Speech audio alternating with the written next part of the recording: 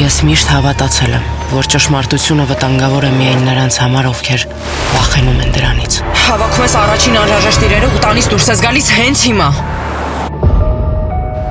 Ինչ փոշի է, երևի 1000 տարի ստեղ ոչ մեկ չի ապրել։ Ես չէի վախենում։ Գոնե այդպես էի մտածում մինչև այն պահը, երբ իմ ձեռքերում հայտնվեց մի պատմություն, որը ոչ ոք չէր համարձակվել պատմել մինչև վերջ։ Արամին սպանել է ամերիկահայ բարերար Վահան Բալյանը։ Ես էլ աշխատանք էի փնտրում ու ձեր հայտարարությունը տեսա։ Մեր տանը լսած ցանկացած խոսակցություն պիտի հենց տանն էլ մնա։ Միակ բանը, որ կարող եմ անել Ալիսի համար,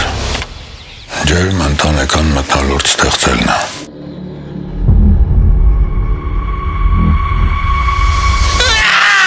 Սկզբում դրանք պարզապես բառեր էին, հետո հիշողություններ,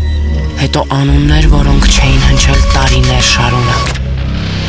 Ես լրագրող եմ, բնակվում եմ Միացյալ Նահանգներում։ Ու ինչ եք որոշել այսքան տարի անց անդրադառնալ այս գործին։ Յուրաքանչյուր տողի հետ իմ կյանքը դադարում էր լինել այն, ինչ ես կարծում էի։ Հիմա հաստատ կարող եմ ասել մի բան. երբեմն ոչ թե դու ես բացահայտում պատմությունը, այլ պատմությունն է բացահայտում քեզ։ Եթե ես գնամ մինչև վերջ, կփոխվի ոչ միայն իմ կյանքը, կփոխվի պատմությունը, կփոխվեն ճակատագրեր, կփոխվի այն ամենը, ինչ որ պատմվում է այն գիշերվա մասին, ու ես արդեն արել եմ քայլը։